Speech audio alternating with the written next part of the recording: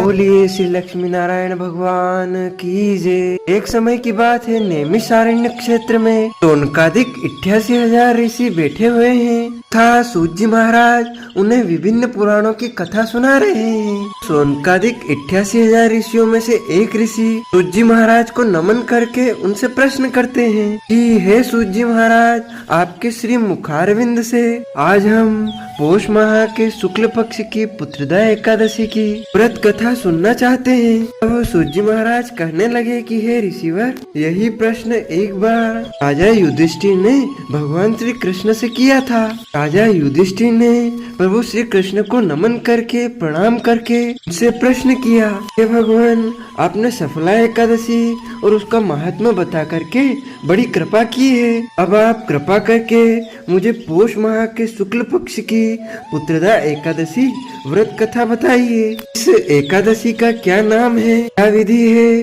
और इसमें कौन से देवता का पूजन किया जाता है। भक्तवत्सल भगवान श्री कृष्ण बोले कि हे राजन, अपने परोपकार के लिए, जन कल्याण के लिए बहुत ही उत्तम प्रश्न किया है। पौष माह के शुक्ल पक्ष की एकादशी का नाम पुत्रदा एकादशी है और यह एकादशी पुत्र को देने वाली एकादशी है। यदि किसी मनुष्य के घर में पुत्र की प्राप्ति नहीं हो पाई है तो उनको इस एकादशी का व्रत जोड़े सहित यानी पति पत्नी दोनों को करना चाहिए और इस दिन लड्डू गोपाल जी की, बाल गोपाल जी की उनकी पूजा करके, उनकी सेवा करके, उनको मासन मिश्री का भोग लगा करके और उस माखन मिश्री के प्रसाद को स्वयं को ग्रहण करना चाहिए, जिससे उनके घर में पुत्र की प्राप्ति होगी। तथा इस दिन भगवान नारायण की विशेष पूजा अर्चना होती है। इस चर और अचर संसार में पुत्रदा एकादशी व्रत के समान दूसरा और कोई भी व्रत नहीं है। इसके पुण्य से मनुष्य तपस्वी, विद्वान और लक्ष्मीवान स्वयं होता है।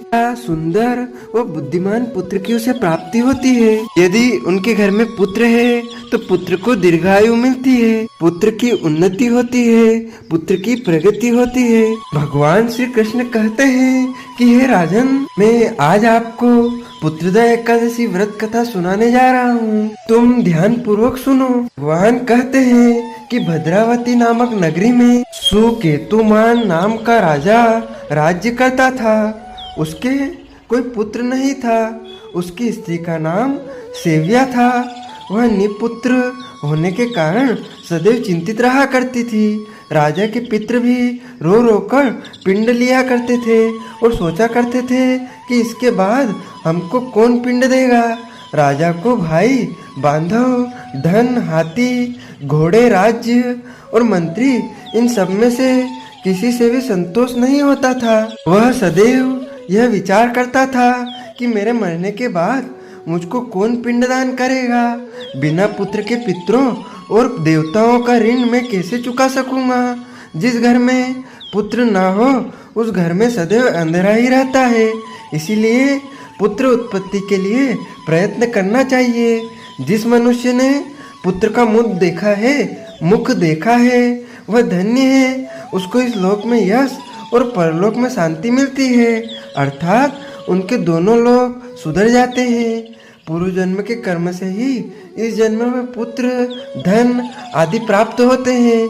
राजा इसी प्रकार रात दिन चिंता में लगा रहता था। एक समय तो राजा ने अपने प्राण त्याग देने का निश्चय किया, परंतु आत्मघात को महान पाप समझकर उसने ऐसा नहीं किया।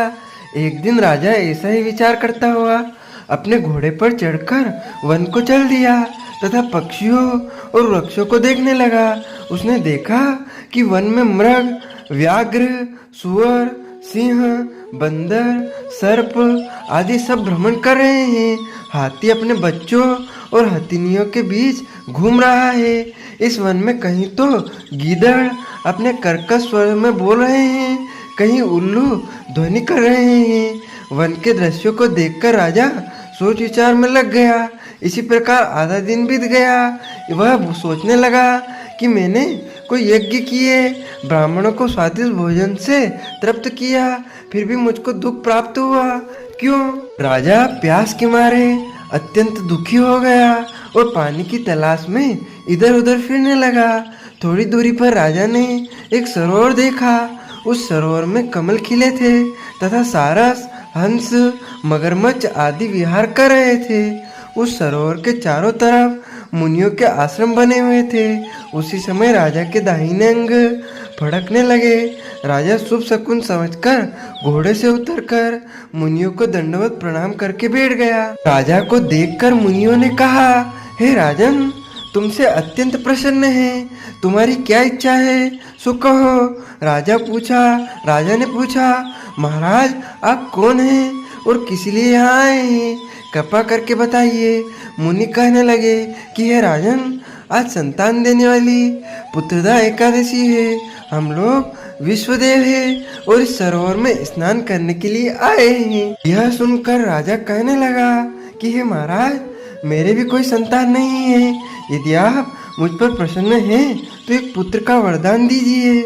मुनि बोले, हे राजन, आज पुत्रदा एकादशी है, आप अवश्य ही इसका व्रत करें। भगवान की कृपा से अवश्य ही आपके घर पुत्र होगा। मुनि के वचनों को सुनकर राजा ने उसी दिन एकादशी का व्रत किया और द्वादशी को उसका पारणा किया। इसके पश्चात मुनियों को प्रणाम करके महल में वापस आ गया। कुछ समय बीतने के बाद रानी ने गर्भ धारण किया और 9 महीने के पश्चात उसको एक पुत्र प्राप्त हुआ। वह राजकुमार अत्यंत शूरवीर, यशस्वी और प्रजापालक हुआ। श्री कृष्ण बोले, हे राजन, पुत्र की प्राप्ति के लिए पुत्रदा एकादशी का व्रत करना चाहिए। जो मनुष्य इस महात्मा को पढ़ता या सुनता है उसे अंत में स्वर्ग की प्राप्ति भी होती है। अतः इस संसार में कोई भी पुत्र प्राप्ति की इच्छा रखता है तो उसे पुत्रदा एकादशी का व्रत पूरे विधि विधान से करना चाहिए। भगवान श्री कृष्ण बोले कि हे राजन, पुत्र की प्राप्ति के लिए मनुष्य को पुत्रदा एकादशी व्रत अवश्य करना चाहिए। था पुत्रदा एकादशी व्रत कथा जो मनुष्य सुनता है उसे अंत में मोक्ष की प्राप्ति हो जाती है तथा उसके घर में सभी प्रकार के सुख उसे मिल जाते हैं। इस प्रकार यहाँ पर पुत्रदा एकादशी व्रत कथा का समापन होता है। बोलिए लक्ष्मी नारायण भगवान की जय। अच्युतम केशवम राम नारायणम श्री कृष्ण दामोदरम वासुदेवम भजे श्रीधरम माधवम गोपिका वल्लभम श्री जानकी नायकम श्री रामचंद्रम भजे जानकी मनोहरम सर्वलोक नायकम श्री शंकरादिसेवितं पुण्य नाम कीर्तनम श्री राम राम राम राम राम नाम तायकम रामकृष्ण वासुदेवा भक्ति मुक्तिदायकम रामकृष्ण वासुदेवा भक्ति मुक्तिदायकम। हरे राम राम राम हरे हरे हरे कृष्णा कृष्णा कृष्णा कृष्णा कृष्णा हरे हरे हरे राम हरे राम राम हरे हरे हरे कृष्णा कृष्णा कृष्णा हरे हरे।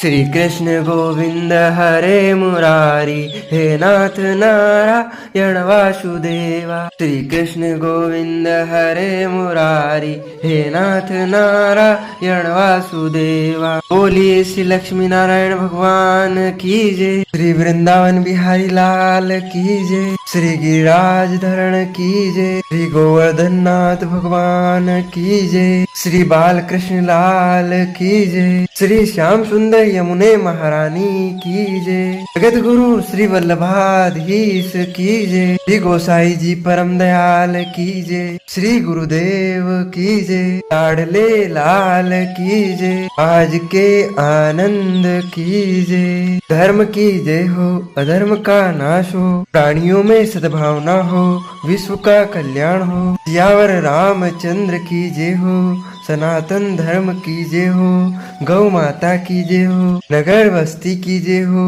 आज के आनंद की जय हो, कल के आनंद की जय हो, वर्षों के आनंद की जय हो, वर्षों वर्षों के आनंद की जय हो। ओम नमः पार्वती पते हर हर महादेव हर। जय जय श्री राधे श्याम। भक्तजनों, माताओं, बहनों, आप सभी से अनुरोध है कि इस ज्ञानवर्धक वीडियो को अधिक से अधिक शेयर कीजिएगा, लाइक करिएगा, कमेंट करिएगा तथा अभी तक आपने सब्सक्राइब नहीं किया है तो सब्सक्राइब करके बेल आइकन को ऑन अवश्य कर लीजिएगा। आप सभी को सादर जय श्री कृष्ण। सियावर रामचंद्र की जय।